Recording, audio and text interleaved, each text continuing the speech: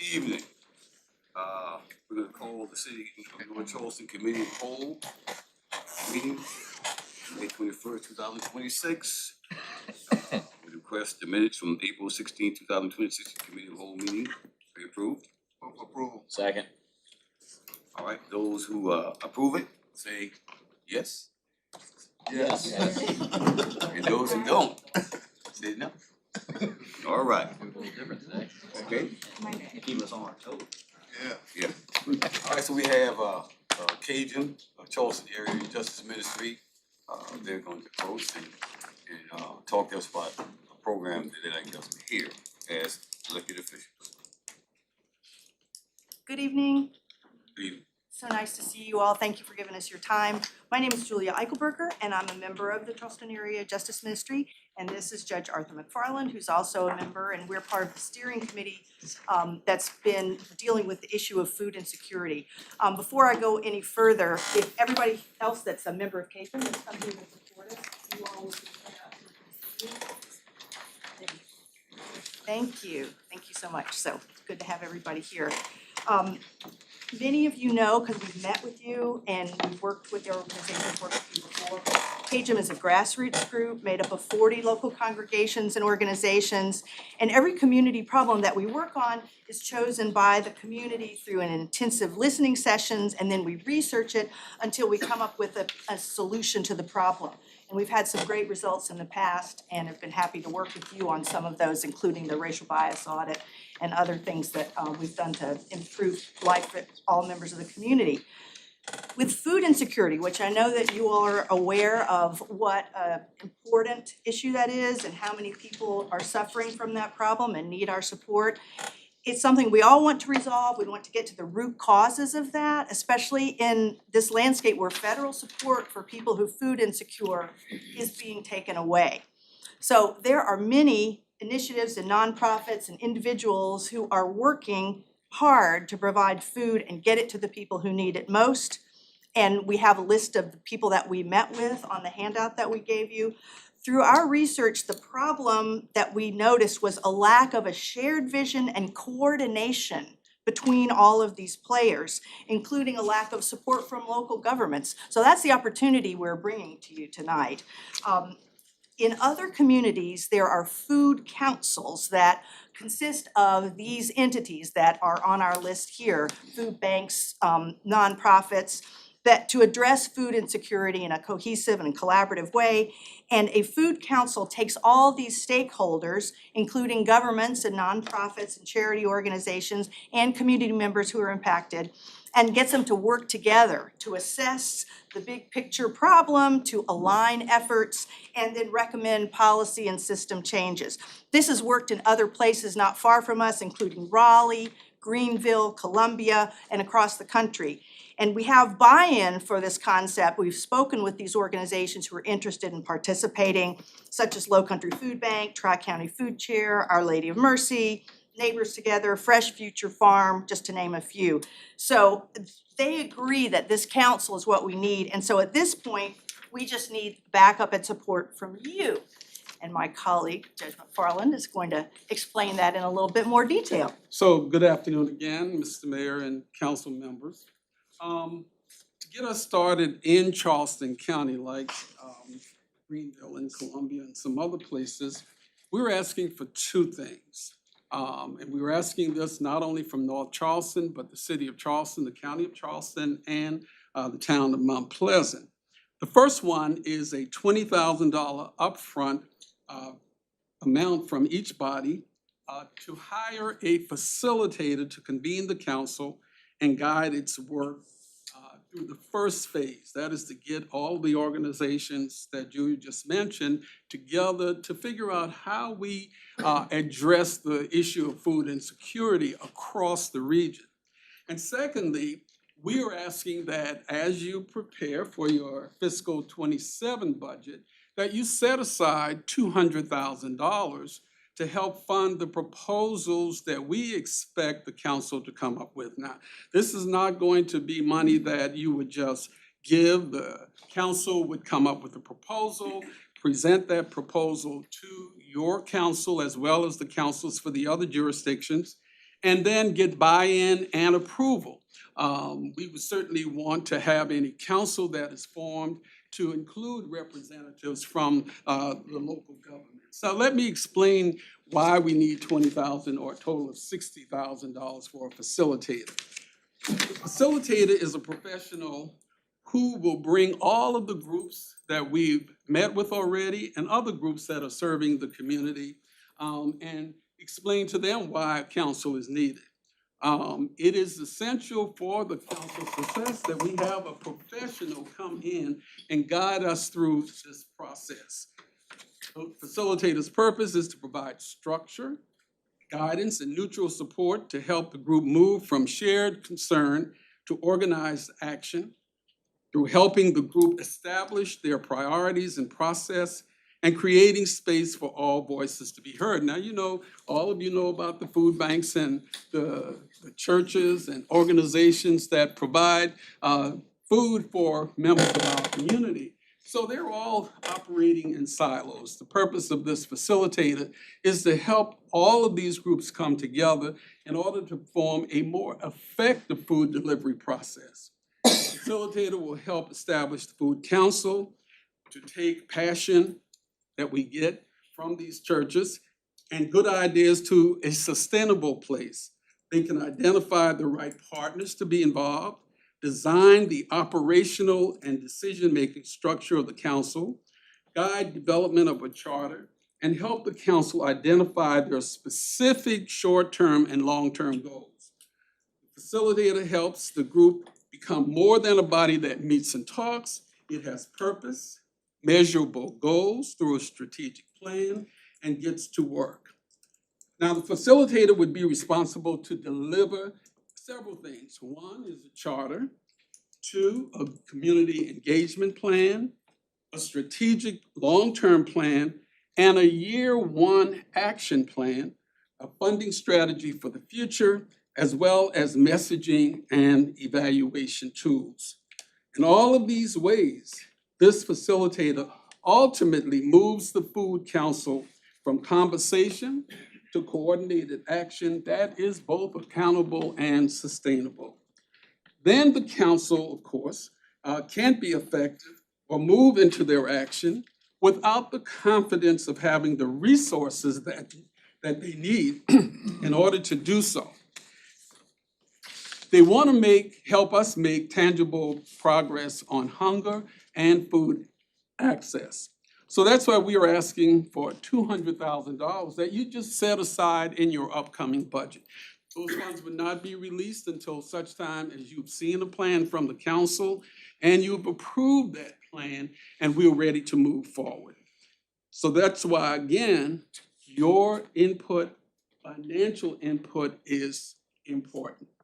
Now, we need this Food Council so that we can move effectively and reduce the number of hungry people in our neighborhoods. And you all know better than most of us, because North Charleston has been in the forefront of trying to address the issue of food deserts. I didn't know how much time we had. It covers you that time. I'm at the end, thank you, sir. And we need North Charleston to be a leader because we know that you've already been a leader in terms of the actions that the mayor has informed us that you've done over the years in trying to address food insecurity. So we just now need your help, $20,000 within the next 90 days, and then $200,000 just to be put in your fiscal 27 budget. And so that's what we're asking for, and we pray and trust that North Charleston will again be the leader that it has become on this issue. Council, any questions, any? I think this council will be able to do different than what the city has been trying to do since Winn-Dixie closed. Well, what would be different is that right now you've got all, as I mentioned, groups in silos. Right.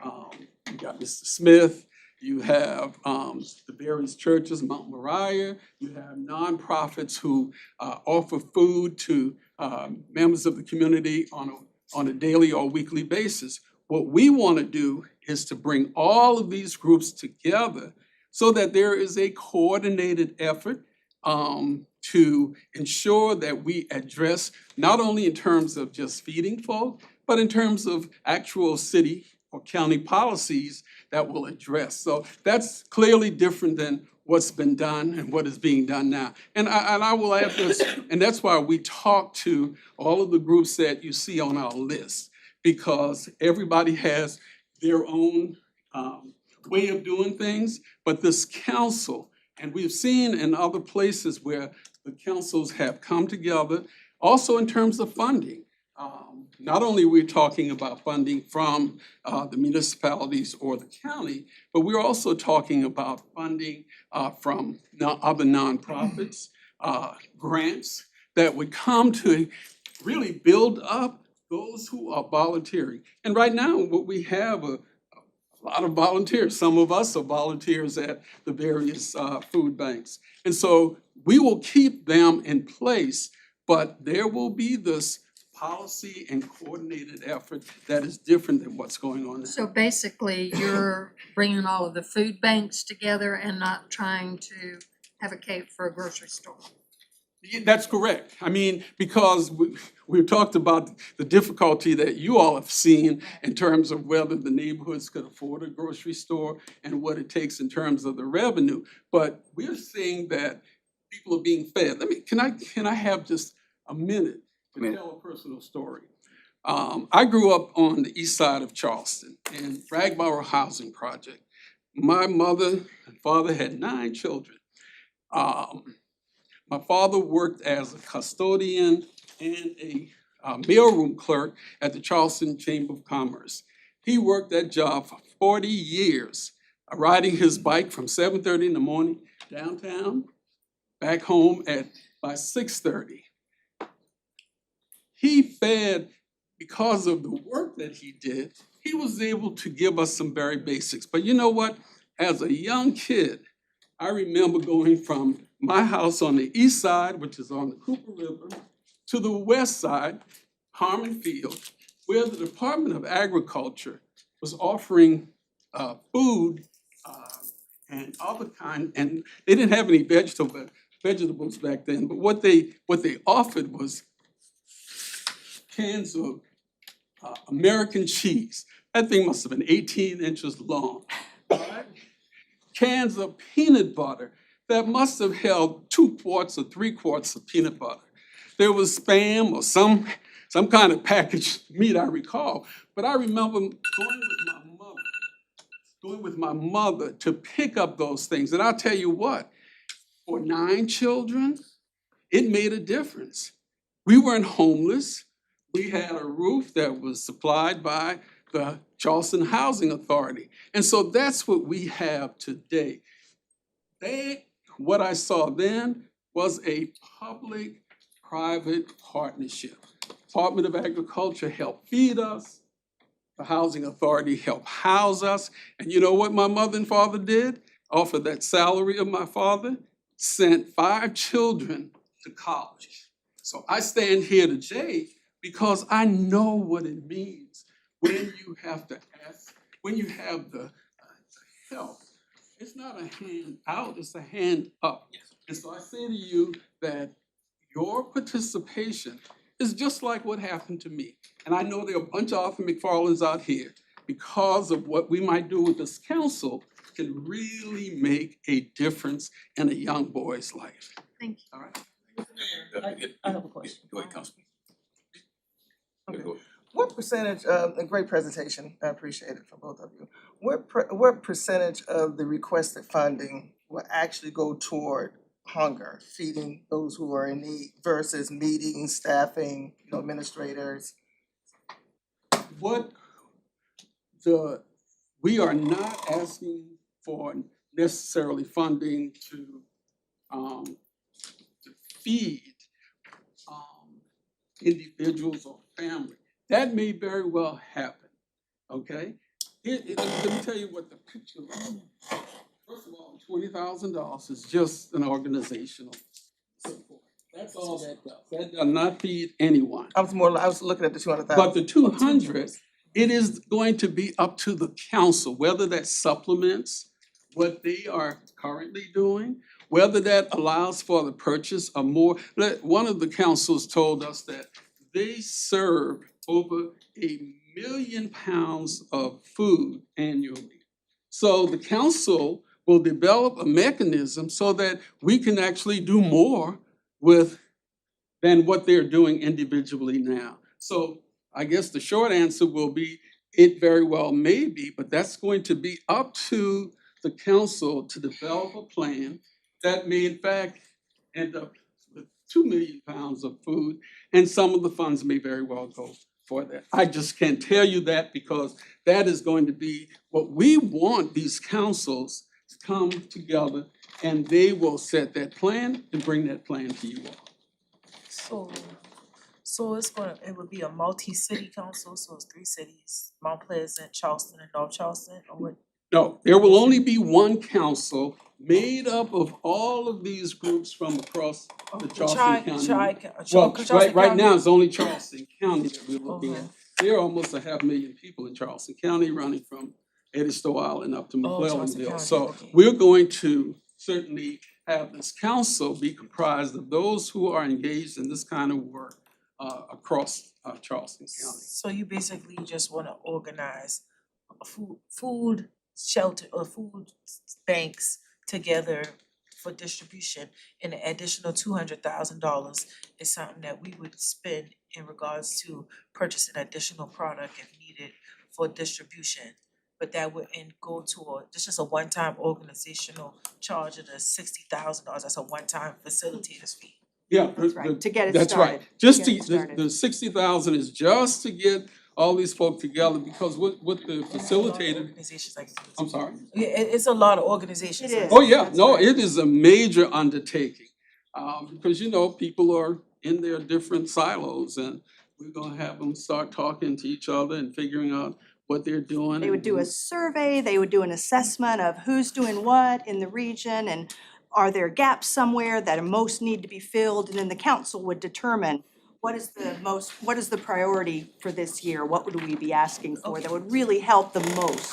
And we feel like if they would get together and have this organization and get to the point where they understand each other and trust each other, the facilitator can help with that, they'd be able to come up with a good proposal that they'd bring back to these bodies to see if that funding that you all have set aside, you'd be willing to spend it on their proposal, whatever that may be. Okay, do you guys have a model city? You know, Yeah, It's yeah, already we've got, successfully we've got, yeah. yes, that Raleigh is, Columbia, and Wake Raleigh, County, Columbia, and North are Carolina. some of the ones that have, there are a lot of cities that do, a lot of areas have these food councils. So we are excited about what it could bring. It could really make people's work go farther and make people's efforts, have a greater impact. First, I applaud you all for what you're trying to do. My question is, given the list of individuals or groups on this page, have you all not tried to meet with them already without having the $60,000? Or my question is, if you look at the overall mission of these organizations, right? I would think that you can create a council without the need for funding. Like you should have already started have some steps taken, or where are you with that? Have you all met already, or you're waiting on funding? We haven't met all as a group. We've met with them individually, and many of them came to the Nehemiah Action to support this idea.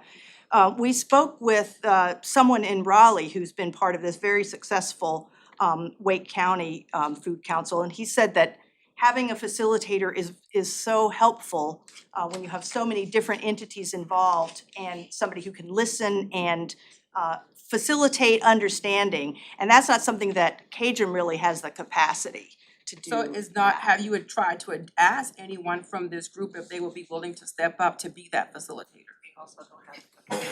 I think that they're kind of doing what they already do, and that's my sense from what our conversations with them, isn't that yours as well? Yeah, and without a doubt. One of the things that might be helpful is to understand how we got to this point very quickly. Cajun really is made up of 40-some congregations. And so what we do is we vote on an issue that we think needs a solution in our area. And so our issue this year was food insecurity. Once we voted that that's the issue we were going to pursue, we then met with the steering committee, some of whom are here today, and tried to come up with a solution. And the way we do that is to look at other areas that have addressed the issue of food insecurity. So that's how you get the list that we have here. But in addition to that, we talk to the people who are on the ground doing the work. Right. And so when we talked to them, they saw a need for this council and agreed that this would be an effective way, but none of them individually have the capacity, because that's the reason for the money. You gotta find somebody who can come in, whether locally or not, come in and then meet with each of these groups, and this is not exhaustive list. For instance, I worked with Morris Street Baptist on their food bank once a month, but they're not on the list. So there are a number of community organizations that engage in food insecurity that are not yet on the list, but part of the facilitator's job is to identify everybody and see if we can get everybody to the table. And understandable, and because we are already, as a city, we give to some of these groups that are already here on this list already, so we already give to them. So when in identifying, or what you all are already doing as a group, and trying to identify these groups that are already partaking in food distributions, that I think that, for me, it sounds like we're putting the cart before the horse. Because you're asking for funding without already having at least approached those that you already know, to see if anyone in this group would be willing to be that facilitator, and or may already have the information that you're seeking in hand. And then my next question is, have you sought out any other funding, like any grants? Have you spoke to your state representatives? Because, you know, there's already programs established for food distributions on the state level. So if I can jump in a little bit. We did do that research. My name is Rainique Sias. I'm the lead organizer for CAJM. We have done that research, and in our research with some of these individual groups, what they stated to us was that they did not have the capacity to do that. And they themselves said that it would be best if we had a facilitator to bring in for that. And we did do the research of how to fund this through looking at different facilitators, different entities on that list and outside of that list who have funded, and the ways that they have funded a food council. And from that research, this is where we came to that it would be best to ask the city in partnership to begin the funding, to fund the food council, and to begin this first part of the financing. And then the food council would then develop a plan for further funding. So we did do that research. We have talked to those entities about their capacity and their ability to be able to lead this.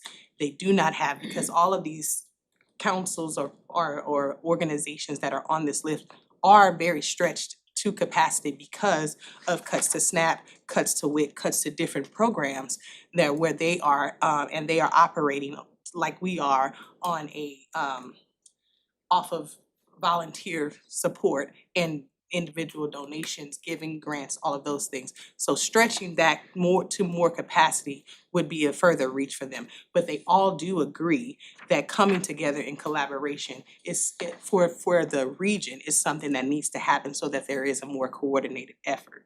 And so that's why we're reaching out to each municipality to ask for help as we So you're asking each municipality for $20,000? for $20,000. We've asked around what it would cost for a professional facilitator to undertake this work. And this work involves not only meeting with the groups, but also coming up with a governance structure, figuring out, doing if they decide that they would be a formal organization, then it would have to be a 501c3 for purposes of receiving funds from you and other grant-making organizations. So there's a lot of work that requires specific skills in order to pull this together. Now, we won't, as I said, we won't come back to you or the council. It won't be us, it won't be CAJM, but it'll be the council that will come back and say, here's the plan that we've come up with that we believe will enhance and service the food insecurity needs of our community. Couple skipped out, my question were similar, so. Yeah. I have more, but I'll stop. That's one. Go ahead. Yes. No, go ahead, I'll stop. Listening to you, I think you started off with root cause. I think you spoke on that on root cause, then I heard Renee spoke about research done. Even with the money funding, what are we looking to achieve on the final end of it? And would this be reoccurring monies from the council that you're looking for? First of all, it is the delivery of services that we want to achieve. Root cause. The root cause, I think she Well, mentioned that earlier. That's something that the Well, Food Council could make recommendations about. To look at the way people make a living here, how much it costs folk to live here, housing costs, look at all the whole picture that leads to people being food insecure. And the Food Council might make a recommendation that would be more of a systemic recommendation, in addition to saying, we also need some more, we need this many 100,000 pounds more of food, we need money for that, or we need these places to be open more hours, so we need more staff. They might make that type of recommendation also to sort of give some immediate relief, but they also could make recommendations for looking at the systemic problem and seeing if we can help people to develop more self-sufficiency, help people to find better ways, more access to better paying work. That's one of the things that the Food Council in Raleigh has, an amazing program where they train people in culinary skills. That's one of the things that they, program that they developed in Wake County in Raleigh. So those are all things that are out there that could be developed, and we feel it's best for these groups, things like Our Lady of Mercy, the Low Country Food Bank, the East Cooper Community Outreach, and many others, for them to put their heads together and with the facilitator, understand the whole big picture and decide, all right, what's our priority? How can we make an impact together? but the short answer to your question is the root cause is lack of money. If you don't have the income, But not always, then, not well, always. there's lack of income, transportation issues, there are housing issues, Yes. all that contribute Yes. to food insecurity. So I mean, there's not, but certainly, And the point I'm looking at is how do you get, and she spoke on it right, how do we get out of that? How do we educate our communities and our folks? And sure, there are gonna be some that's gonna be on that system. She spoke about the snack that they're cutting back on those funding. But I guess the whole part I'm looking at is what more can we do, education, employment, to help alleviate this? When you said food insecurity, if you just continue to give me food and I'm still out there just waiting for it to come in, I don't think we suffice what we're trying to do. That's my concern. I think that's what the food council would, because they have they have the understanding of the community, have relationships in the community where they all have, all of these organizations have been servicing the community for many, many years, and so they understand better what those root causes are and how they have been addressing them individually. And the point of the food council would be to bring those entities together so that they can have one plan and a common goal to resolve. And that's something that we are not in a position to answer because the council has not been formed or has not set aside their goal and given us even their proposal. I appreciate your efforts, but just looking at this paper that I see, which is fueled in my district, that I know that, I'd be questioning somebody else because they don't give any food to anybody, nothing. Say that again, Ms. Brown, Councilman Brown? You said I couldn't hear the last part, I'm sorry. Fresh Future Farms, I'll mention their name. I don't see them distributing any foods within my communities. Mm-hmm. And that's the point of like, what do they know? How can they help? And if they're not the right people, that's what would be found out from the facilitator. You're not the right entity to be in this group. Yeah. And so if that is the case, that is why we would need a facilitator. This is my last question, I promise. I think for Yes, me, we're good. kind of listening to all what's been said, I would be way more comfortable if you all had already taken some initiative to gather some of these individuals together and have some formalized conversation and brought us some takeaways of true true responses from these groups, some true action items. Right now, I'm just hearing a lot of hope, desire, wishes, could be's, not any foundational work or effort already being put in. I would be more comfortable with pursuing something like this if you all had taken some initiative, brought some of these stakeholders to the table to have some conversations, right? And so we can have then some data from those groups that we can look at. I'm about metrics, right? I need to see it in real time, understand it, not go off of what you hope to happen or And we what you do have want to that happen. data, and I can provide you with that So you've data. already met with some of these We have met individuals with- yes, and you I've- formed and- somewhat of a council? We have not formed a council, but we have met with these individuals, we have gathered data, we have got the information of what their communities are doing, what they have done in the community, what they are already doing.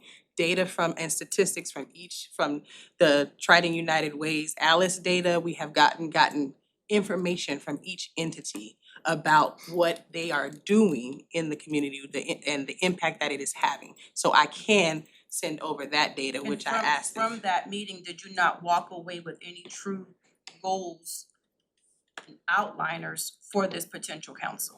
No.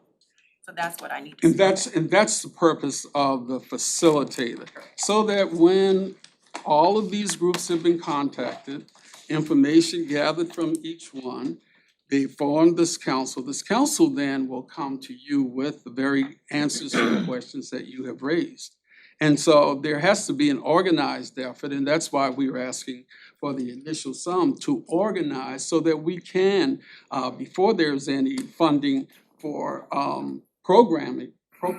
programmatic funding, that those questions that you have will be answered by the people who in fact are doing the work. And so, that becomes our goal here, not to give you the program today. Okay, go ahead. So let me ask you this, so what if 2 of the 3 municipalities put in the money? So now you got 40 instead of 60, or 400 instead of 600, then what do? Where's that money gonna come from? Well, we came up. I mean, you see what I'm saying, right? So, No, cause you gotta I- convince 3 different entities to go in. And then my other question would be is how much private money have we requested and tried to get from the community? That is that's why we formed this council, because the council will then be able to reach out to all of these governmentally, including you. The whole idea of coming back to you with a plan based on, and we'll do the same thing with the city of Charleston and county and Mount Pleasant.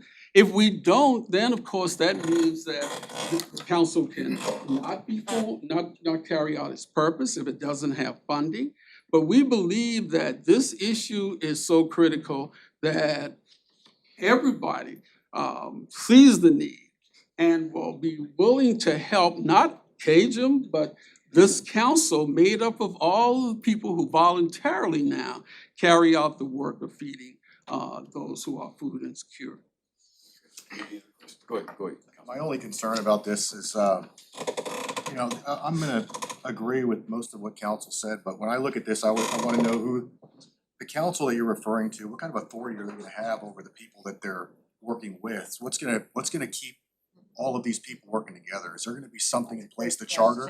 There will be a What happens charter. when somebody says, hey, you're taking too much out of my food pantry and you leave? That kind of dissolves the initiative, I think, and until you can come up with something like that, I'd feel a little bit more comfortable if you could find out who's gonna be the authority figure in this whole thing. Are you gonna have something built where people are gonna have to, I don't wanna say have a contract, but be vested in this in time? There's a lot of people getting involved in this thing. And I would hate to see something grow and then, people start bowing out and leaving, and then you're stuck there with, what you have when you started.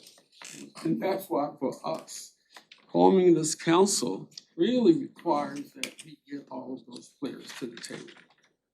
They'll form their charter, they'll form their rules that they will be governed by. And so you are absolutely correct.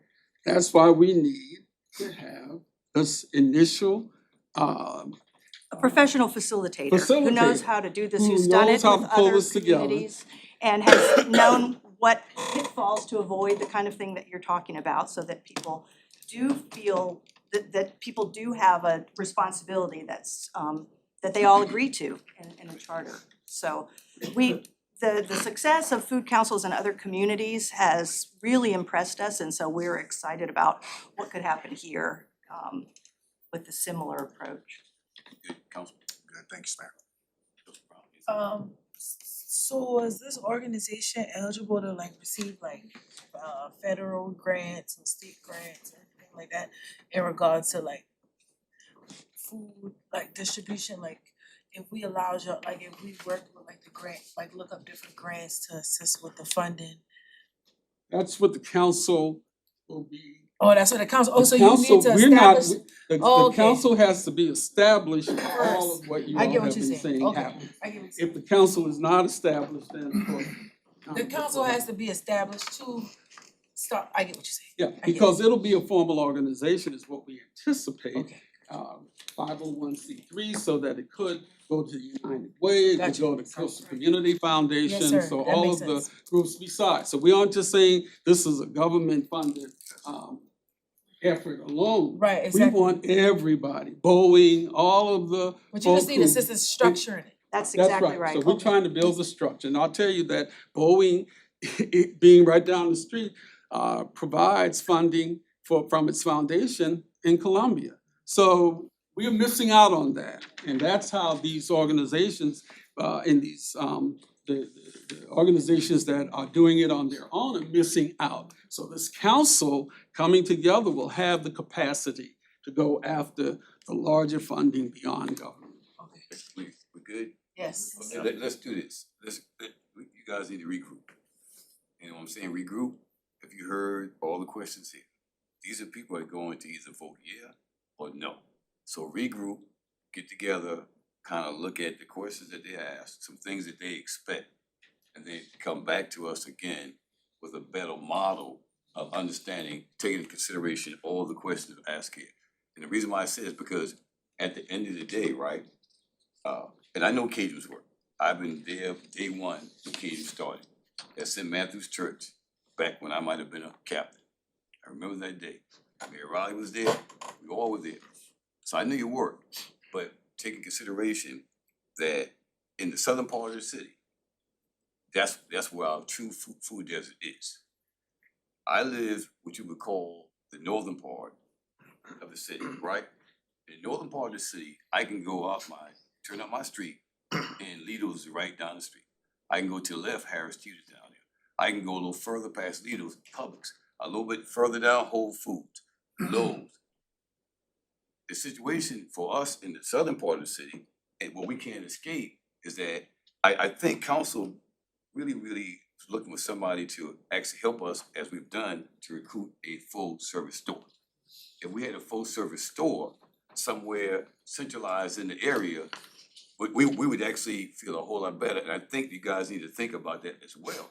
Because if we had a full service store, 17,000 square foot or better, when you do your math, the square foot of building to building is $385 per square feet. So we're looking at a store that's gonna cost about $10 million to $11 million. So that's why we actually went and did a study to try to recruit people in. But everybody we talked to, all the way down from Piggly to Darcy's and all those stores, the high-end stores, even Walmart, Sam's, said that they need more roofs. They need more density. They need more people with the average medium income level would exceed something so they can make a profit. So I think that's what council's really looking for, really, is that they're looking for a group to say, we can help attract to get a full service store in the southern part of our city. The last one was Winn-Dixie. We can go back to Piggly Wiggly. We can go back to Roddenberry. We can go back to Bright Star. We can go back to TX. We know it was down there, but that's what we're looking for. I think so. So I want y'all to regroup and call us, the mayor's office, and we'll talk to council and put it back on the docket when it's time. But I think you gotta need to regroup, but most importantly, listen to all the questions that they have brought up today and have a better answer when you come back next time. That's what I'm asking, okay? All right. Just one point we'll make, All right, and I'll make this Judge, the last I point. need Judge, I'm It's gonna give just, you one it's just, time now. it's just that, you know, until there is a grocery store, Yes, there's sir. a void. And part of this purpose of this council is to fill that void until there is access based on what you just said. And you're right, but you listed some of the access, right? And we understand you wanna kind of position the conglomerate from these access points to be able to provide. We're with that, cause that's what's going on right now. But the council itself, we're in the business as well of making sure we have something that our citizens can easily access all the time. Instead of these folks right here are working, but they close at certain times. That's You know, right. our store, the store to be open 24 hours a day if it can be. So I'm saying, there's nothing wrong with this, but also look into trying to get a full service stores. Okay, alright, y'all, you good? Yes, All right. God yes. bless you. Thanks for Thank coming. you, thank you, your work. thank you all for Thank your you. time and Thank you. listening. Thank you. Thank you. Thank you for your efforts. Alright, we have, we mentioned Boeing is here. Where's Jessica Wilford? Oh, yeah, they coming in. They can fit in.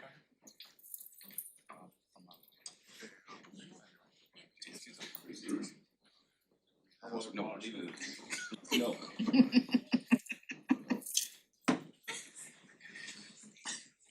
Jessica, how you Jessica. doing? Welcome back. Thank Welcome you. back. Good to be back. Yes. Hey everyone, I'm Jess Williford with Boeing, South Carolina. We got Frank Hatton with us here tonight and Joe Euler, both on the government operations team. Just wanted to run through just a few slides. Promise we'll be quick. Kind of give you an update on what we're doing down the road. How many of you have seen the cranes? Yes, Big. So. I have. I progress. saw it today, Oh, actually. good. Oh, good. All right, so I'm gonna just kind of run through these slides real quick. I think visuals kind of help see where we're going. But first I'm gonna start with kind of where we are. Okay, so if you can believe it, we've been here for 16 years at that airport campus. We do also have Joint Base Charleston. We have a presence with the C-17 support function. We have about 100 teammates over there. So they say that we have been here since the mid-90s. So they don't like when we say it's only been 16 years.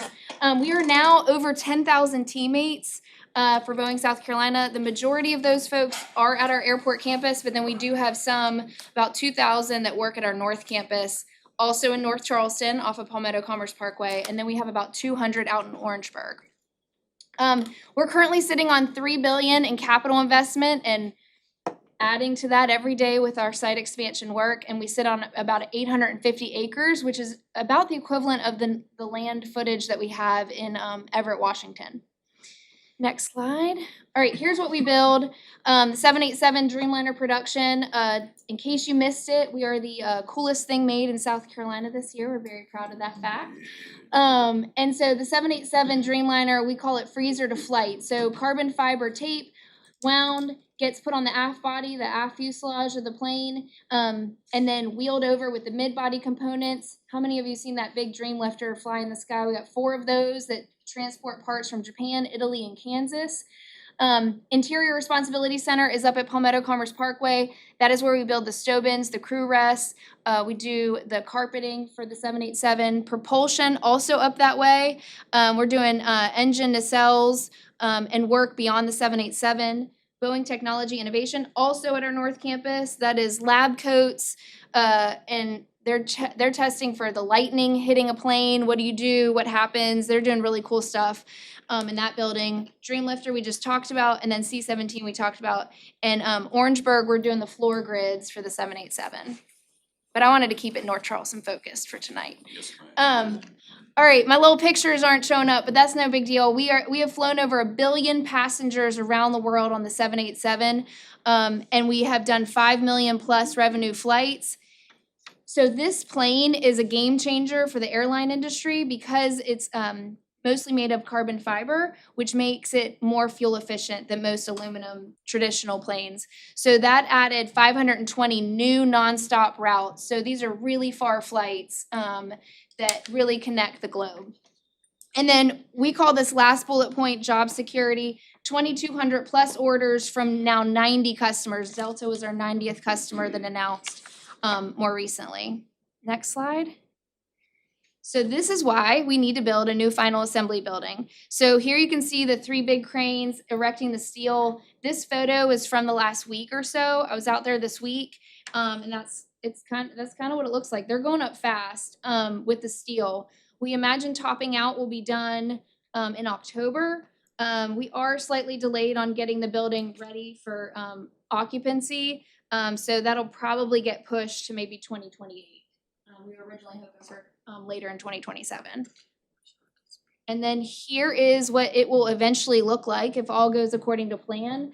The back large building is our current final assembly building, and then you can see that replica of that in front, which is gonna be the new final assembly building. That will be home to our 3rd line. So we have 2 lines of production in the final assembly building in the back, and we'll have a 3rd line when all is said and done.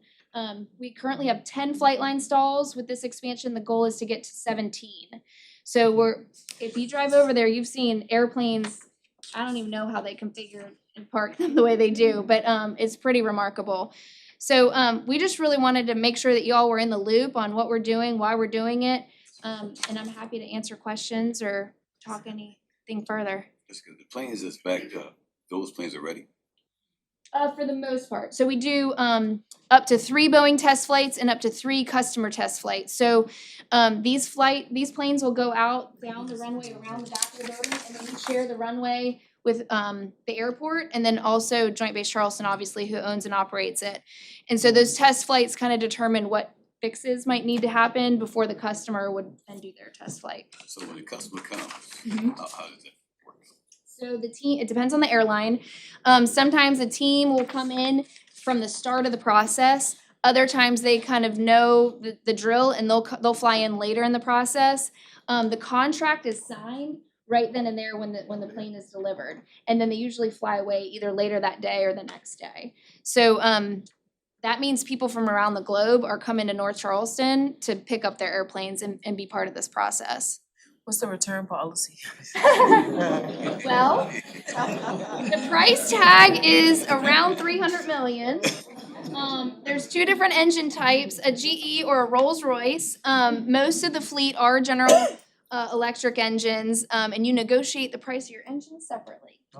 Mhm. So we do, go ahead, Chris. I got a question. Every one of my residents are gonna be happy that I asked this question, but does Boeing plan on expanding any more than they are currently? So we do own the land south of International Boulevard, as you know, Councilman MD. And we have no plans to take over Glen Terrace neighborhood. I can swear on the grave that is the case. Or Highland Terrace? Yeah, we're good. We have enough land to do what we need to do. For the foreseeable future? Yes, and quite frankly, like, we can only build so many of these planes at a time. Like, that's, like, we can't go beyond the scope of what we already have from a production Please don't touch standpoint. Midland Park. What'd you say? Please don't touch Midland Park. See them? Look at them over there. Boy, don't touch Midland Park, please. No, and as Councilman MD knows and Chef knows, we've been over and talked to the neighborhoods a few times over there. We're trying to be good neighbors and keep them in the loop and let them know before trees get cut down, because we haven't been so good about that before. So we're working on it. Yeah. What is production time for each plane? Oh, great question. Sorry, I missed that. So that's part of why we also are looking to expand and create this new final assembly building. So we're currently building 8 of these a month. The goal is to get to 10 a month later this year, eventually 12, and then we're studying what it would look like to get to 14. I know this is North Charleston, but you mentioned Orangeburg. Yeah. What's happening in Orangeburg? So in Orangeburg, that used to be a facility operated by a company called GKN, so they were a supplier to Boeing. Boeing acquired them, I think, a year and a half or so ago. They primarily build the floor grids that go into the 787. So they're a support partner. They used to be a supplier, and now they're part of the company. So Boeing has a tendency, if the supply chain isn't up to snuff, like, we gotta work with our suppliers as much as we can, because we're only successful if they're successful with getting us the parts. Mayor, Yes, ma'am. question, with Boeing continued expansion and billions in investment, what commitments are being made to ensure that North Charleston residents have direct access to these high-paying jobs that Bowen has? Yeah, that's a great question. So we just, we used to have a contract with Ready SC to do all of our training. That got switched over, that got transitioned to Trident Technical College on January 1st of this year. So it's a 5-year contract, so all of our training for our production and maintenance teammates happens at Trident Tech. So we've also invested quite heavily in the Charleston County School District, Dorchester 2, Berkeley, a little bit of Dorchester 4, and other school districts in the state, but we're primarily focused here in our backyard because we got to do the long-term pipeline. That's what we got to build. So in Everett, Washington, in the Seattle area, you know, the company's been around for 110 years. So everybody has a grandparent, an aunt, an uncle, a brother, or sister, so that they know someone who works at Boeing or has worked at Boeing. We're trying to build that here. And so 16 years in, we now have children of employees now working at Boeing. So what percentage of your employees are local hiring, from local hirings or local residents here? I don't think we have that number, but we can find out. I can ask. Yeah, Okay. absolutely. Yeah. Thank you. We are trying to recruit from a regional perspective. So, I mean, ideally, we're gonna have local talent come take our jobs as we all retire. But we also try and keep it as local as we can. So we start local and then we kind of branch out southeast. I'd like to see that data. Thank And you. also, well, Go ahead. Mr. Frank had, and he runs the program with the local teams and works with the school district to try to train the kids to come work at Bowen. So Yep. was it Bowen Care? Dream learners. Dream Learners, there you go, How many more jobs will this new growth create? Publicly, 1,000 new jobs for production and maintenance teammates, and then we are also expecting to bring on 600 engineers. Also to Councilman Ganaway, that's a good question. She's an educator, so Yeah. she's gonna ask you those good questions. I just left the Liberty Hill Enrichment Program. All the kids from elementary and middle school, Bowen 100% takes care of that enrichment program. It's after school tutoring and mentoring program. And you guys been doing it for, I've been involved with it for I think 8-10 years. Well, in Inner Soul, Coach Staley's foundation, we get the kids down to the game Yes. once a season, thanks They to do, Frank. And They do. yeah. And then also what Bowen does, if the kids read a certain amount of books at the after school program, they have to read it and they have to, of course, make sure they understand they read it. I just left there. Every year since I've been going over there as a mentor, they do Inner Soul, which is Don Staley's program. Every child gets a pair of sneakers of the liking. And so we passed it out. And also they get awards, they get proclamations, things of that nature. Also, Bowen actually helped us to build the park circle. the playground, the Yeah, all-inclusive playground, yeah. Yep, and not to mention, I was over at Boeing and they had every HBCU, Historical Black College and University. I was there next time I'll let you know, everyone in the state, they brought them there because they actually worked with them on campus to get them prepared for these jobs. And Boeing brought them there to actually explain to them how serious that they want them to be to come to North Charleston to get those jobs. So next time we have that meeting, I'll make sure you're there because you're educated. I mean, it's awesome to see the HBCU sitting in Boeing, looking at all those planes and being a part of the program. So Cause I'm an adjunct at Clapham, which is an HBCU, but I was not I've been to aware. Clapham several times. Yeah. Matter of fact, the person from Claflin, I'll give You them were at their direct table. information. Yeah. Because you can help them from the city side. Okay. Yes. I know Frank is leaving, right? That's He's what I understand. retiring, yeah, Retiring, September Frank? 1st. So Secret's out. before we go, It's not going far. get the information on it's gonna be replacing things like. Yeah, we're working on that right now. We're actually working on a focus group to help us weigh in on kind of the qualities and skill sets that we're looking for. I appreciate all you're doing. Yeah. Irreplaceable. Frank. I'm well aware. He keeps saying, "Oh, it's fine, it's fine." Frank. Everybody loves Frank. Jessica, Yes. any questions other than that? Will my plan be ready? If you ordered it today, 2032. I'll order tomorrow. Okay. It might slip to 2033. That's but we'll fine, work that's on fine. it. I have the money then. Well, thank y'all for all you do. You really are such a great place for us to do business, and we really appreciate all your hard work and everything that you do for the citizens Appreciate here. y'all. So, Thank you. thank you. Thank you. Okay, next up we have Ryan Johnson with the TIF guidelines. Adam McConnell, the new deputy, well, the new department head. Good evening, everybody. I just wanted to, well, hopefully you're still awake, because there's a lot, that was exciting, but mine's not gonna be that exciting, so I'm gonna try to keep you awake, I guess. Basically, we have, a number of TIF districts in the city.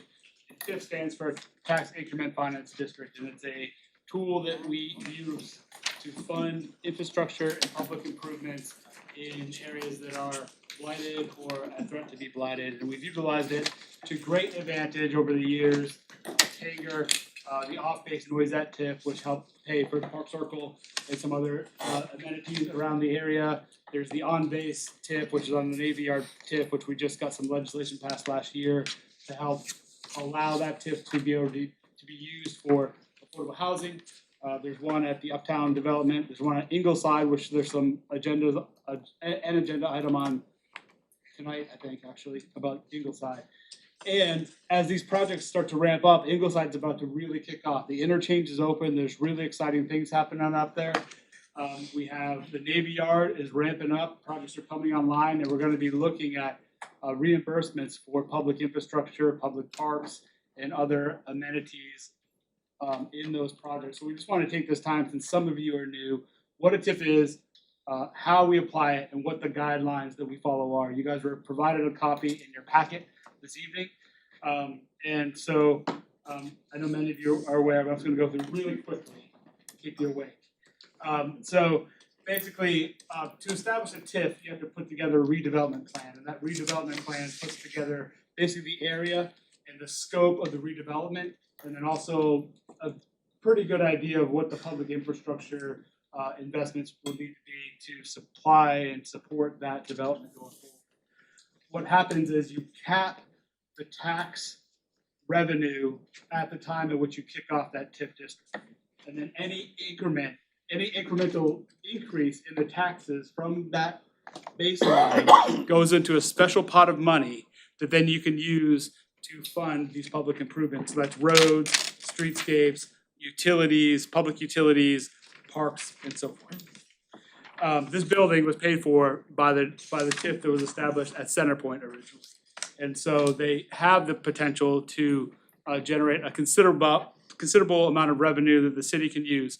The catch is those revenues that are generated by those TIF districts need to be spent in that district that was defined in the redevelopment plan.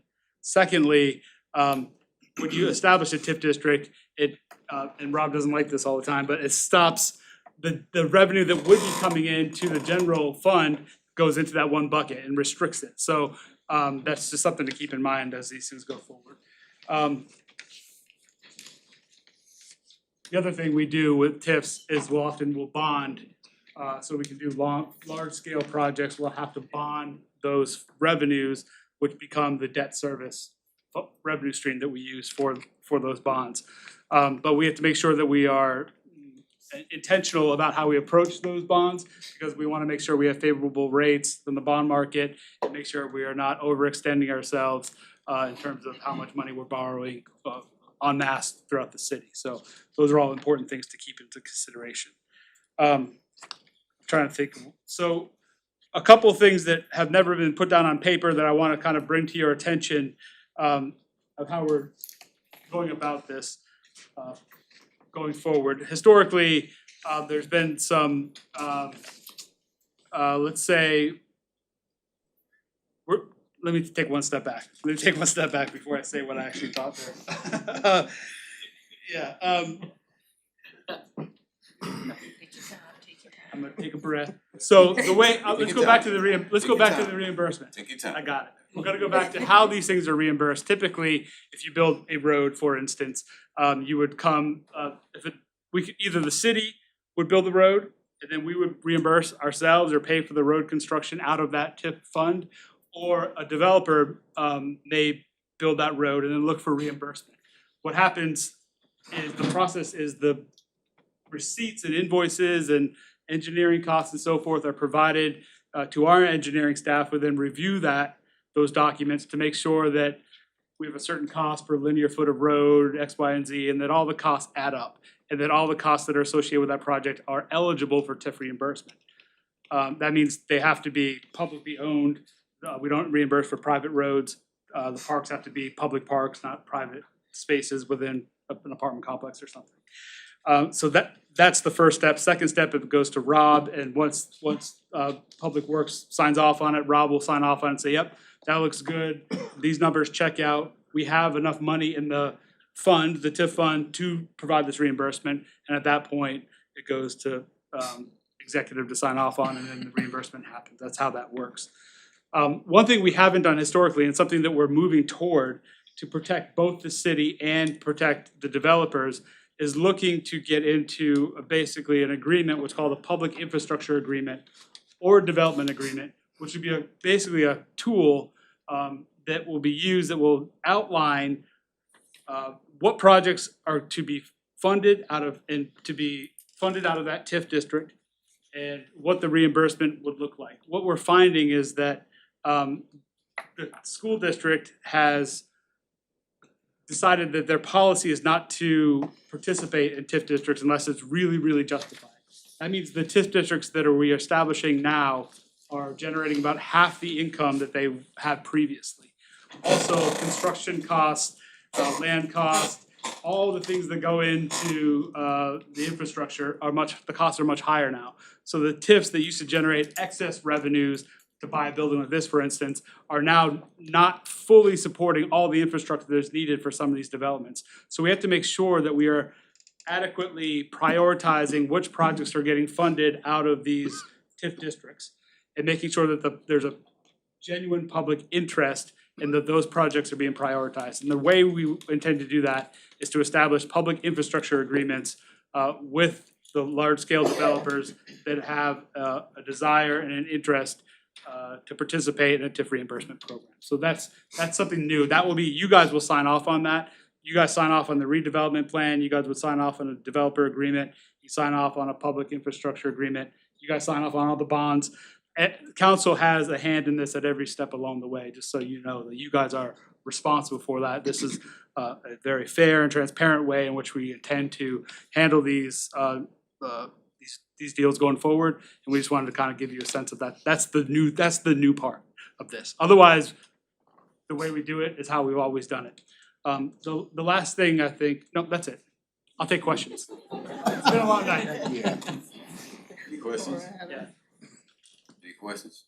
Thanks, Adam. That's awesome. Oh, you guys Thanks, are. Adam. Thank you, Adam.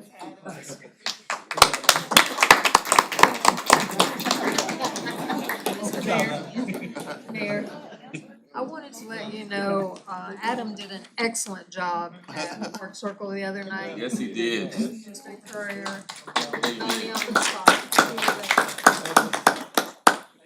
Thank you so much, and I appreciate all of y'all, always, looking at our employees who work with us, and giving them so much love and so much appreciation.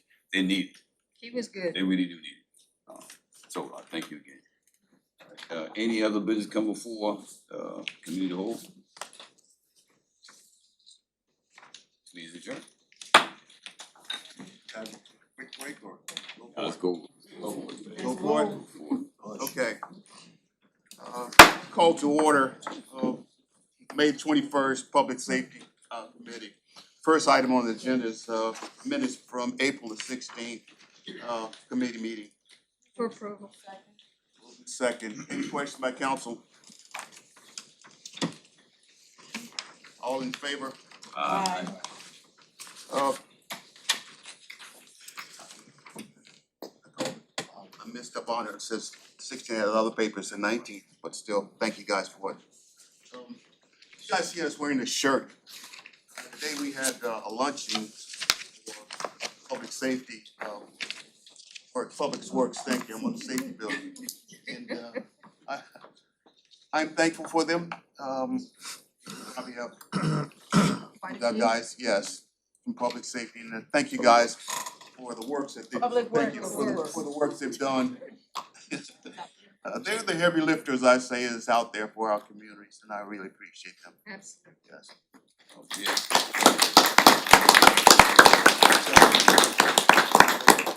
Also, if you don't know already, Public Works Department was nationally accredited.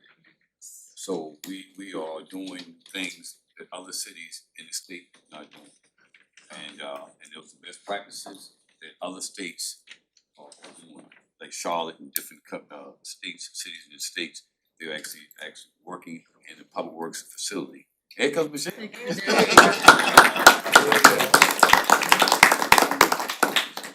Michelle? Yes, sir. How about the accreditation? No, I never want to public speak again. Did you see my face? I'm retired from public speaking. It's fun. Just tell me about your process, Michelle, that's all, quick. So I'm just walking in. What do I gotta say? Accreditation and then. Accreditation. What do you want to know about? Just a simple, quick. So it was a 2-year process. It's a really good thing. Mayor, thank you for the support. Where's Dave Cheadle? Thank you for the push. We were good before, but when you come in with standards and you do an accreditation process, I think there's some other departments gonna do it. It's a lot of work, but it just seals procedures. You know, so when employees, we're in a new management generation of, it's not because I said so, it's why. And when you have standards and you have procedures, you get to say, this is why. This is why.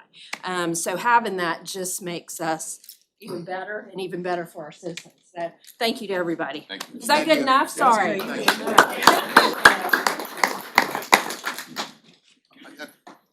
gonna go into item number 2, which is an ordinance rezoning the property addresses 1452 Sumner Avenue, Charleston County, TMS number 4731400. 136, this is from R1 single family residence to R2 multi-family residence, Council District 8. Move to approve. Second. Moving second, any questions from council? All in favor? Aye. Any opposed? Pass. Have a UDLO update? Thank you, sir. So, we continue to work on the new Unified Development Ordinance. If you're not aware, the website has gone live. That is onenorthcharleston.com. You can get on the website, you can sign up for information to be emailed to you.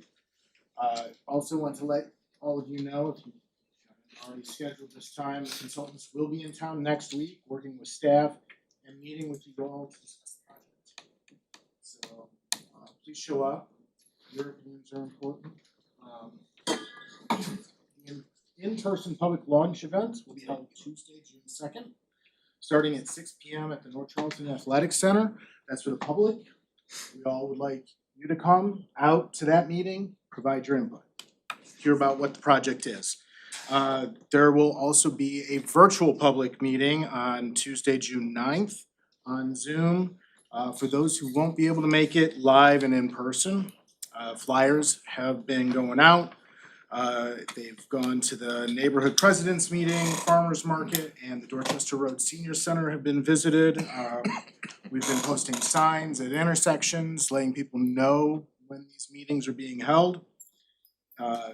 We've also established an advisory group, and their first meeting will be Wednesday, June 3rd. And staff is available to speak at community and neighborhood meetings regarding the Unified Development Ordinance. You can go onto the website and request that a staff member show up at your neighborhood meeting to give and answer questions, give information and answer questions that anybody might have. So we are right at that beginning to start that public outreach to get this project kicked off and really rolling. So. Thank you. Thanks. Thank you.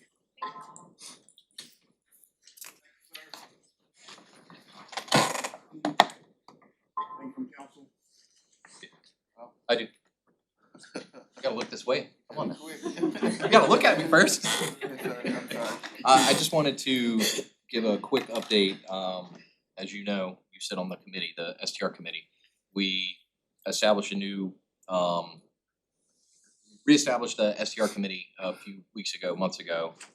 We met as a committee, reviewed the existing ordinance after it's been in place for about a year to see if there were any issues. We identified some issues, some things that probably need to be updated. Worked with staff, put together recommendations. Staff has updated the ordinance. We met this week, reviewed the draft ordinance that they put together, agreed that it was what we had discussed, and they're gonna move forward with it, get it to planning commission, and then, planning commission, and then it should be ready for us in the next couple of months to review as a body. But just wanted to provide an update on that subcommittee.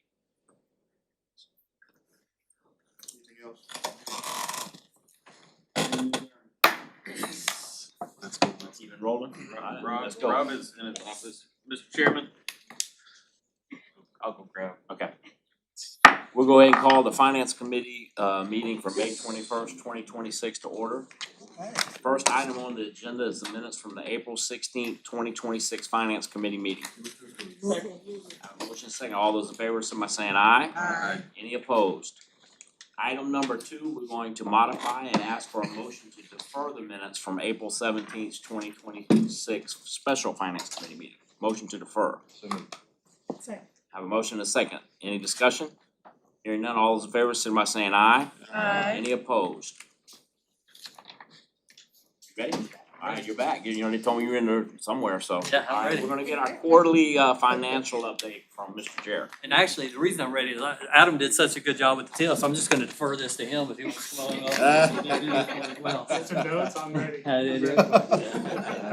So, no, thank you guys, and we're gonna start with just a quarterly financial update, of which you guys have these in front of you and are getting pretty familiar with it. I'm gonna start with the graph that's in front of you, and then we'll work our way back to the budget comparison. The graph, again, you guys hear this every quarter, so I'm sure you're getting pretty familiar with it. Just starting at the top, looking at the local option sales tax. The things I'm gonna point out here is we seem to be, when you're looking at year-over-year comparison, we seem to be in very, very good shape from year-over-year comparison and versus the budget. Particularly looking at local option sales tax. This time last year, we were at 75% of budget. This time this year, we're at almost 78% of budget. And last year, we finished about $700,000 over the budget. If we finish out, these numbers are through the end of March, but right after we prepared this, I did get in some April numbers. So if we just kind of finish out the year like we did last year, we will probably end up somewhere around $1 million over on local option sales tax over the budget. And that's a big one because 100% of that does go into our general fund. So that's a good one.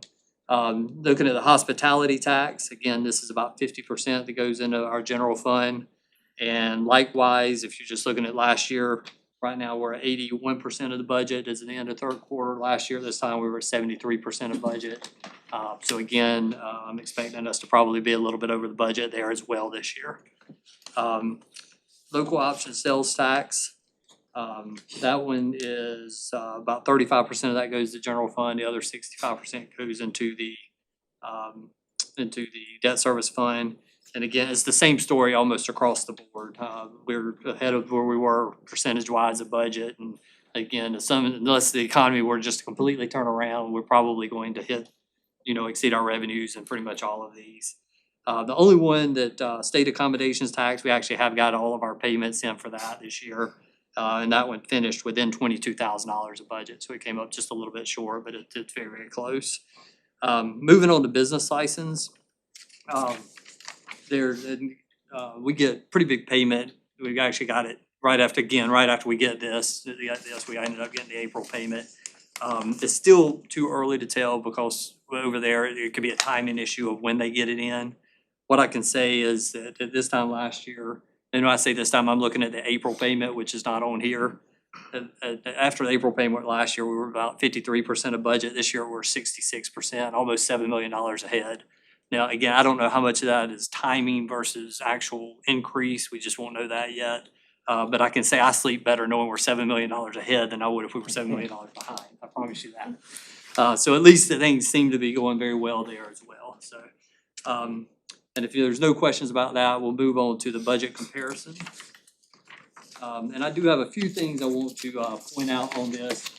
First of all, Councilman Skipper, I think you made an excellent recommendation last time to try to do a previous year comparison. So what we did is in that very first column, that used to be the 2025 budget. We have changed that to 2025 year to date. So again, all of this, the 2025 column and the 2026 column are both as of the end of March. And so I do want to point out a few things on here. First of all, if you look at the very first line, middle column, fiscal year to date, 2026 taxes, you'll see we're at 94,995,340. And that's showing about 124% of the budget, but that is a little bit deceiving right now. And the reason being is what happens is through the year, all the property taxes come in, they go into that particular account in the general fund. But before year end, we end up having to redistribute that. We actually have property taxes go into 5 different funds. It goes into the general, five different other funds, because we have two debt service funds, which it gets distributed to, plus the TIF funds, which some of that, what happens is the money in our area of the TIFs comes in and gets receipted here, but then once we get the TIF information from the county, then that ends up getting redistributed to the TIF funds. So I say that to say, it looks like we're way over budget right now. We're not, but we are still, if you look at where we're doing in comparison to last year, it seems like property taxes are coming in very, very well. But I just wanted to point that out because it does look a little bit deceiving at this point. Just pointing out a couple of the other ones. If you look at the next line item, license and permits, we're about $4.5 million ahead of last year. Business license throughout the year has been running a little bit ahead, but the big one is permits. We're about $2.5 million ahead of budget on permits. So we're doing very, very well there. Looking at, scrolling down, I'll point out the charges for services, because that one is actually down just a little bit from where we were this time last year. But that's basically the North Charleston Public Service District and the Cooper River Playground District. It's just a time in of when they pay their taxes. So that's nothing to be concerned about there. And then the other one that we're showing down a little bit in is the just the other revenues. And that has primarily to do with last year at this time, we had sold a piece of property for about $500,000 that went into it, as well as we had a big insurance reimbursement that went into that category. So other than that, that would be probably ahead of last year as well. On the expense side of it, I don't think there's really a whole lot to point out on the expense side. Everybody seems to be kind of in line with budget, like kind of seems to be in line with where they are over last year. The one that might stand out to you guys, and I'll just point out, is under the special projects.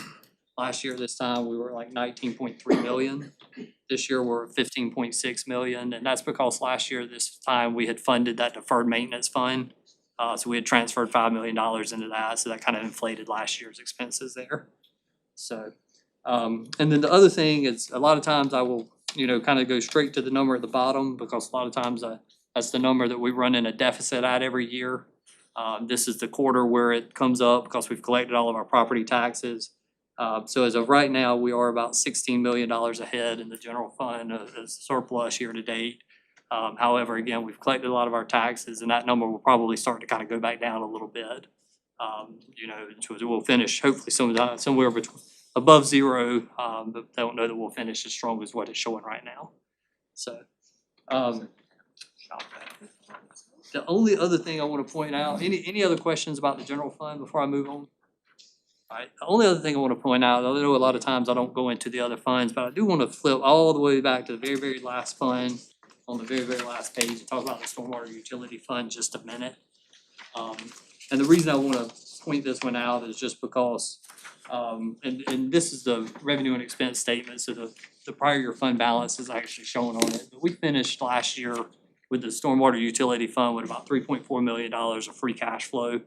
I know that on top of that, to balance that budget in the fiscal year 2026, the year we're in right now, we had appropriated about $400,000 of that $3.2 million. So if we were to just break even on the budget this year, that would bring that 3.2 down to around 2.8. I know we're doing we've got on the night's agenda, we've got the sweeper, the vac truck. There is also a storm drainage project that was kind of an emergency repair. All of that is coming out of the stormwater utility fund. But even with that, if we were to, finish the year fairly decent, we would probably still have somewhere around $1 million to $1.5 million left in that fund. So I don't think, I didn't budget a lot of that stuff this year because in January, we had not collected a lot of revenue, so I really didn't know, I wasn't comfortable doing it, plus we've got some grant projects going on. There was just a lot of moving parts, but I just want to point that out because only those agenda items, they all kind of read very similar. They all kind of say, hey, we're taking this out of fund balance, but it could potentially end up causing a transfer from the general fund or the deferred maintenance fund or some other fund, just depending on how we finish that year. So we've still got some room in there, but I normally probably would not have taken it down quite this far. So I just kind of wanted to point that out. So any questions? Thank you. Thanks, sir. Thank you.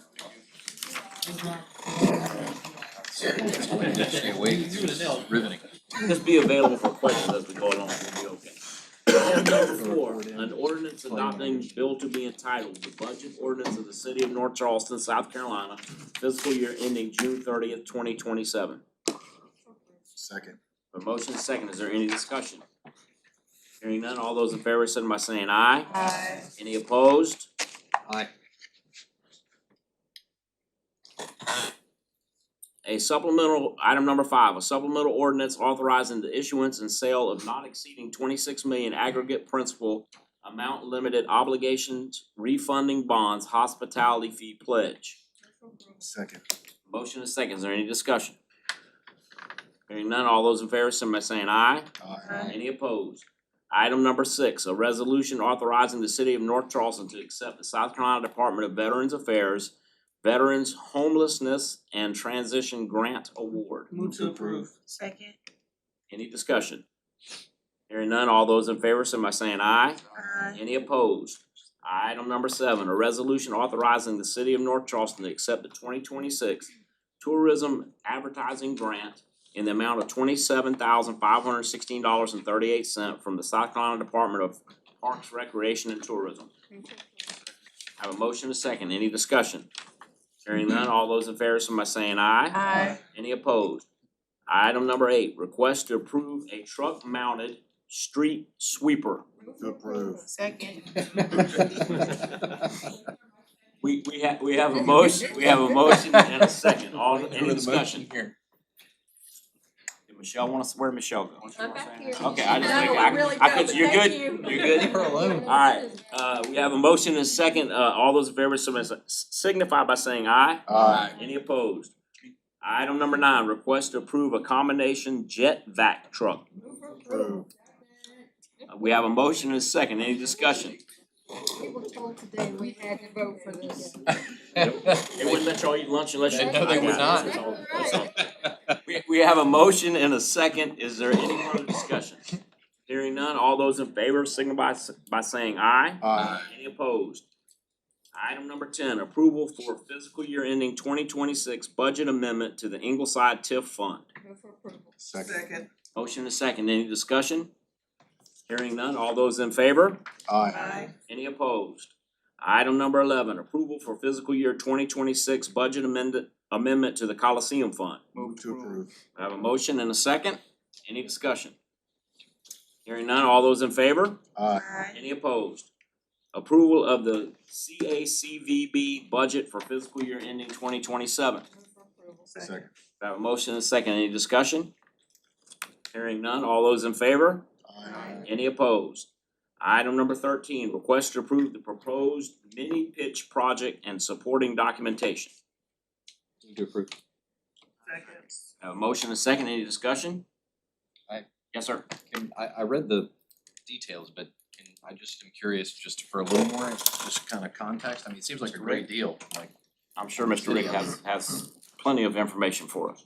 So, good evening. Pants too. I did, I put on long pants just for you guys. So good evening. The idea behind the mini pitch is it's a partnership with the U.S. Soccer Foundation. That if we put the piece of concrete on the ground, they'll do the rest of the project, the dashboards, the nets, the lights. They'll also supplement with coach training, uniforms and soccer balls for the kids. So they'll promote our program. They'll take a nationally recognized program and help implement that here in the city as part of this project. So it's basically making an indoor soccer field outdoors. We've been asking for one of these for so this is great. I don't know who came up with this idea, but this is So appreciate it. you guys talked with Frank Hatton in the Boeing group earlier. One of the guys from Boeing has been a very strong proponent for this for a while and approached us. How long ago did Kathy bring them to us? Probably about 6 months we've been. So I think it's a great opportunity for the city. Oh, for sure, absolutely, especially in that location. Thank you. Any other discussion? Hearing none, we have a motion and a second. All those in favor signify by saying aye. Aye. Any opposed? Item number 14, request to approve the design of the Orban Community Center. Move for approval. Second. Have a motion and a second. We do have one speaker, Ms. Betty C. If you'll come forward and state your name and address for the record. Now, you knew they were gonna be here, man. No, I told you to call Jesus. That's what you need to call. You need to call Jesus. Mayor, we don't have to call Pastor Clary Sanders, we got the pastor right here. Good evening, Betty C, 2413 Eagle Drive. Leland Park, please stand up, just so they can see that we're all here. We, the members and residents of the Millen Park Stall Road Civic Group, stand together in unity and gratitude as we thank Mayor Reggie Burgess, our district representative Rhonda Jerome, the council members, and all the individuals involved for recognizing the urgent need to replace our community center and for taking steps toward making this project a reality for our community. We understand that a project of this magnitude requires time, planning, and a thorough process. When we appeared before council in April, we expressed the hardship and uncertainty of our neighborhood experience after our community building was sold without a concrete plan in place for its replacement. That situation placed a heavy burden on our residents and left many feeling unheard and uncertain about the future of our community gathering space. Today, we are grateful that we are now seeing a more foreseeable path forward. The actions currently being put in place, along with the site planning efforts, are giving our community renewed hope and reassurance that the construction and completion of the new facility is truly being considered and prioritized. As a community, we remain committed to the betterment of Millen Park Stall Road and to working together with the City of North Charleston to ensure that our residents continue to live in a safe, united, and well-rounded neighborhood. We respectfully ask to be included in every phase of the planning process so that the voices of the residents who will benefit most from this center continue to be heard. We look forward with anticipation to the groundbreaking date.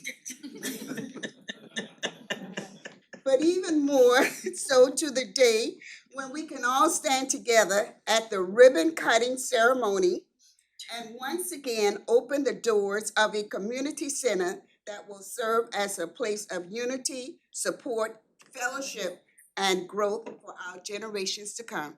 Thank you so much. Thank you. Is there any other discussion on item 14? Hearing none, all those in favor signify by saying aye. Aye. Any opposed? Say no. Any opposed? Item number 15, approval for emergency repair of a collapsed drain pipe between 5453 and 5457 Clearview Drive, North Charleston, South Carolina, to New Pipe, St. Petersburg, Florida, in the amount of $375,809. Second. Have a motion and a second. Any discussion? Hearing none, all those in favor? Aye. Any opposed?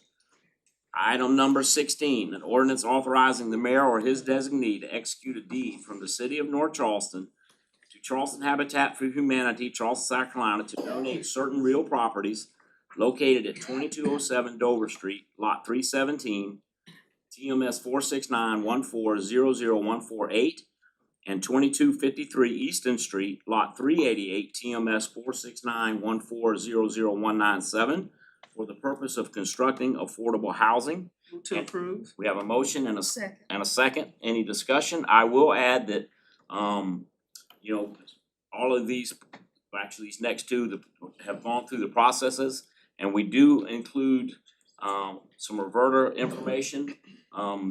After they get the property, they have 36 months, if I understand it correctly, to start the process.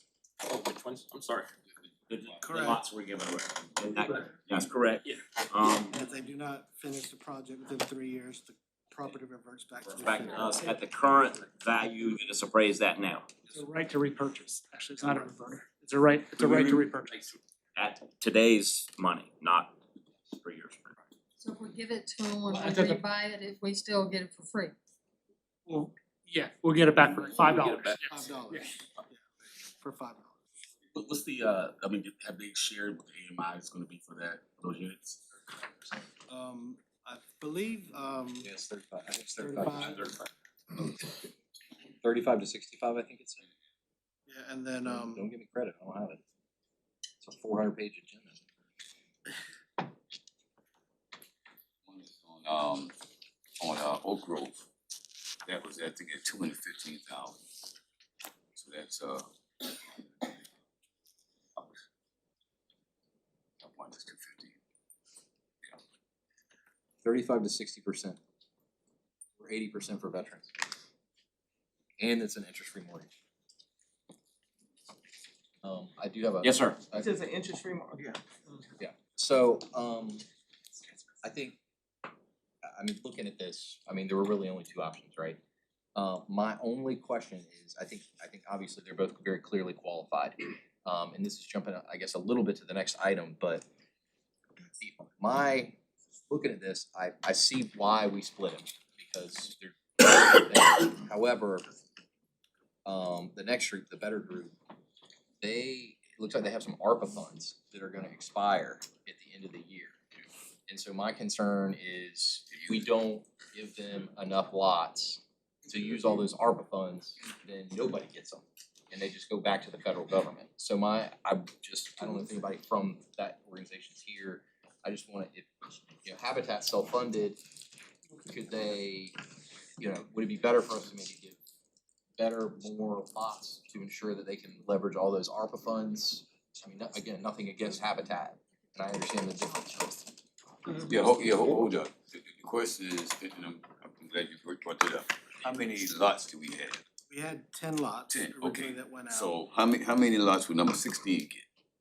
Two. So how many lots would number 17 get?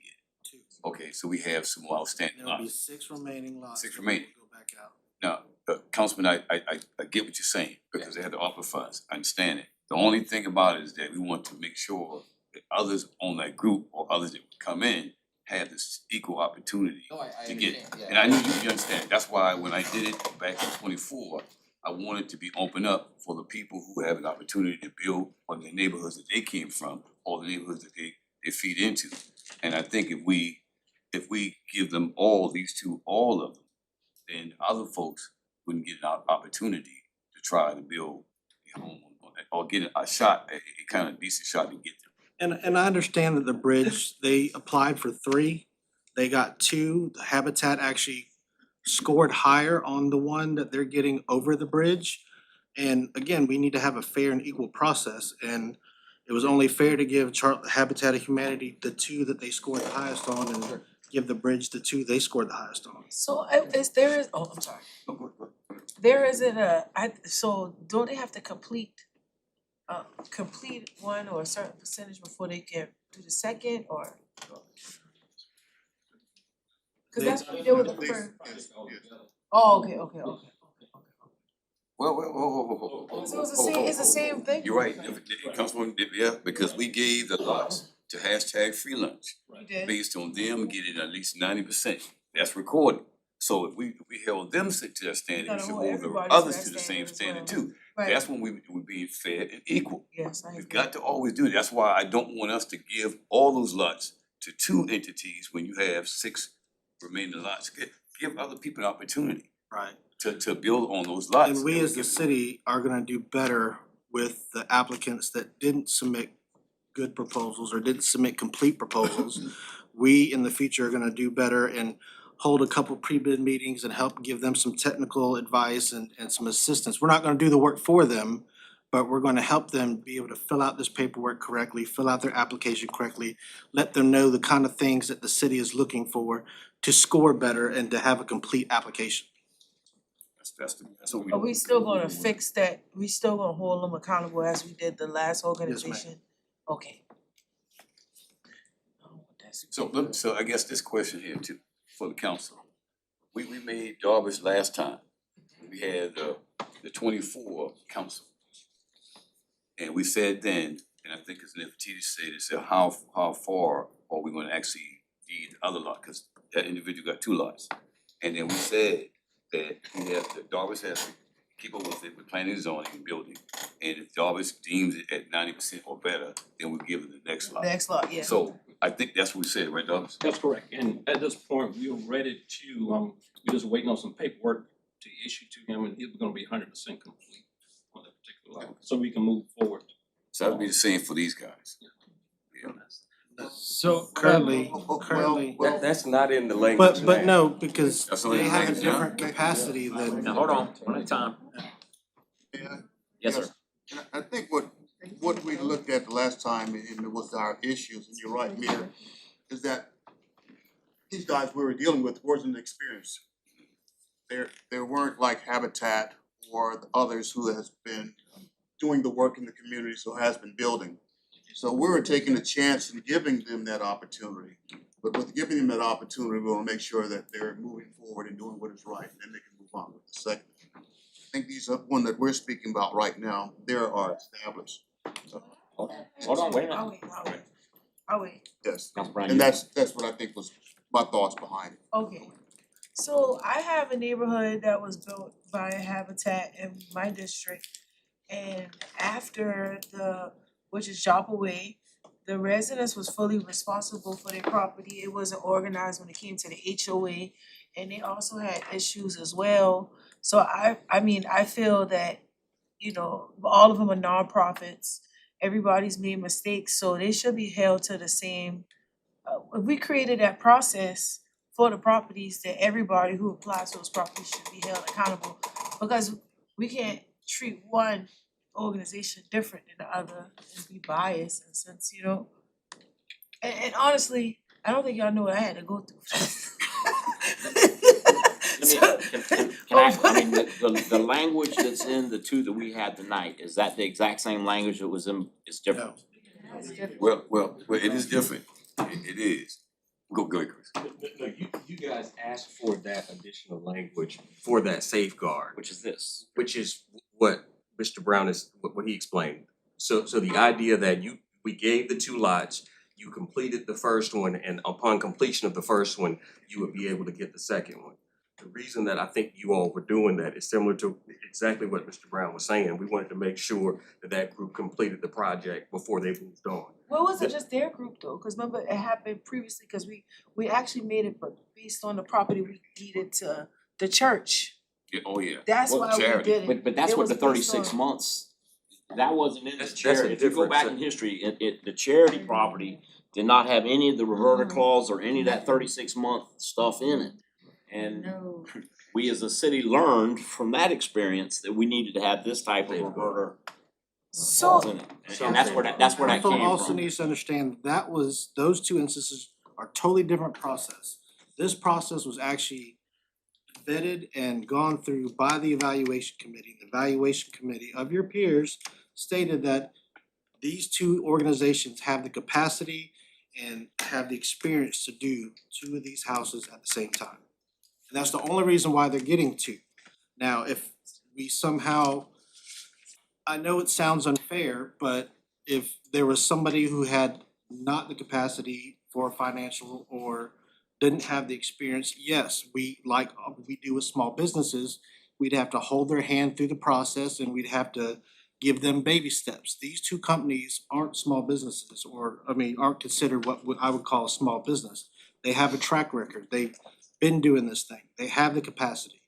That's why we didn't put that original language in there.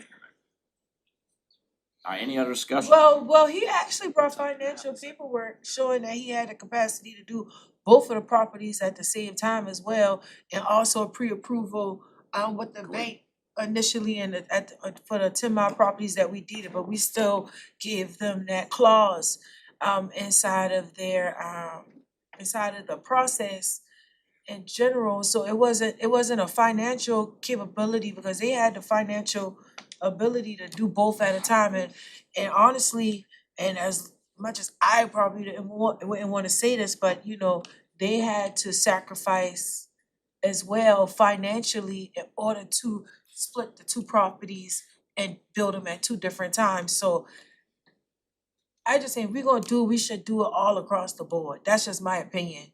That's my opinion. Thank you. All right, so we have a motion and a second on item number 16 as written. All those in favor, signal by saying aye. Aye. Any opposed? Oppose. Item number 17, an ordinance authorizing the mayor or his designee to execute a deed from the city of North Charleston to Bridge North Charleston, South Carolina, to donate certain real properties located at 1998 Joppa Avenue, a portion of lots 26 and 28, TMS number 46616000029, and 2144 Garfield Street, lot 509, TMS number 46914000337 for the purpose of constructing affordable housing. Move for approval. Second. I have a motion and a second. Any discussion? Hearing none. All those in favor? Aye. Any opposed? Item number 18, request to approve Charleston County financial incentives via special source credit fee in lieu of taxes for attainable housing. The project Rivers Landing is located at 2151 Morris Baker Boulevard, TMS number 47807000013. Second. I have a motion and a second. Any discussion? Hearing none. All those in favor? Aye. Any opposed? Is there any other business to come before the finance committee? Yes, sir. It's not a financial thing, but I want to mention, especially with council and with our citizens, you've heard me say it before, that this city is just as good as any other city, and as a matter of fact, in a lot of ways better. And I will always say that because I believe that and I die with that. Now, when you go down King Street Extension, when you go to the city, you will see a sign that says All American City. That was there like in the 80s, I think. Then you go over to Mount Pleasant, Ravenel Bridge, you see a sign going to Mount Pleasant City, All American City. Well, we're going to Denver, Colorado. We were within 20 cities, the whole nation, to actually compete for the All American City Award. So I'm asking y'all, we're taking our young kids from the Liberty Hill Enrichment Program to show how that program has changed the dynamics of communities. That's why we duplicated that. We not only have the Liberty Hill has one, Perry Webb and Ackerby has one, Northwood has one, which is other two, Liberty Park, Highland Terrace and Resterdale, and another one, Pepper Hill. So it's 5 now, after school programs and mentoring programs. And we're gonna have at least 6 to 8 tutors that we got from Charleston County, so we can actually tutor our young men and women, not hard during the school year, but lightly to keep them engaged in the educational process. That's another group that's going to come. Then the other group's coming is our unique needs kids, the kids that experience our Park Circle facility. They're going to go there and talk about, you know, the autistic things that we put there so that folks with autism can experience that. Children who have unique needs. Those 3 entities, as well as the 2 entities, and the first entity will be Anthony and Rodney Scott from the Walter Scott family. They're going up there with us and talk about how a tragic event occurred in this state unlike any I've seen in law enforcement, and how the city of North Charleston has actually turned it around and they have become a part of our family. So pray for us, so we can bring that back to the city. Even if we don't win, we're gonna give it our best. So I want to say that, but we got a good chance. We got a good chance. It's going, we will leave, end of, June. And we have to actually present, it's 20 cities, and, it's only 10 that's going to be selected this year. So we have just as a chance like anybody else. Absolutely. Yeah, so keep praying for us so we can bring this back and put our sign up. All right, put our sign. Thank you, thank you. Any other business? Hearing none, this meeting is adjourned.